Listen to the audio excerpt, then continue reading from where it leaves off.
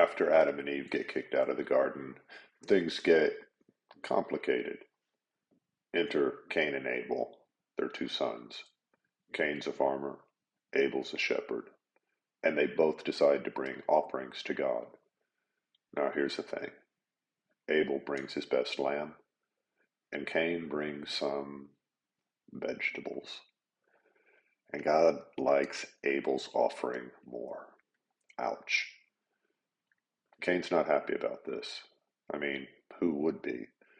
But instead of asking for feedback, or maybe trying a new recipe, Cain does something drastic. He invites Abel out to the field, and let's just say it doesn't end well for Abel. God shows up and asks Cain, "Where's your brother?"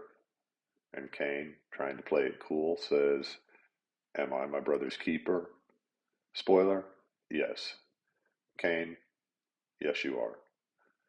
God punishes Cain by making him a wanderer, but he also puts a mark on him so no one kills him. It's a weird mix of justice and mercy, and it sets the stage for humanity's ongoing struggle with jealousy, anger, and, well, sibling rivalry. Fast forward a few generations, and things have gone from bad to worse. The world is full of violence and corruption, and God decides to hit the reset button. Enter Noah. Now, Noah's a good guy. He's faithful, he's obedient, and he's probably really good at building things because God tells him to build an ark, a massive boat, and fill it with animals. Imagine trying to explain that to your neighbors. Hey, I'm building a giant boat because it's going to rain a lot.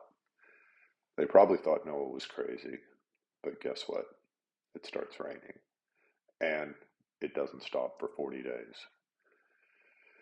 The ark becomes a floating zoo, and Noah, his family, and all the animals riding out the storm.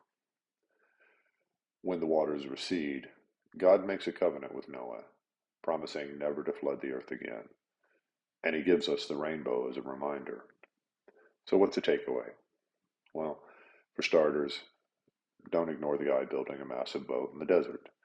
But more importantly, even in the midst of judgment, there's always a plan for redemption. After the flood, humanity gets a fresh start, but it doesn't take long for things to go off the rails again. This time, everyone decides to build a tower that reaches the heavens. Now, on the surface, this seems like a cool idea. Teamwork, innovation, but here's the problem. They're doing it to make a name for themselves, not to honor God. So God comes down, takes one look at the tower, and says, "Nope." He confuses their language, and suddenly no one can understand each other.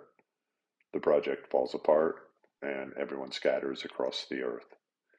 It's a classic case of pride coming before the fall, but it's also a reminder that our plans, no matter how grand, are nothing without humility and a higher purpose. And just like that, we're set up for the next chapter in Genesis, the story of Abraham.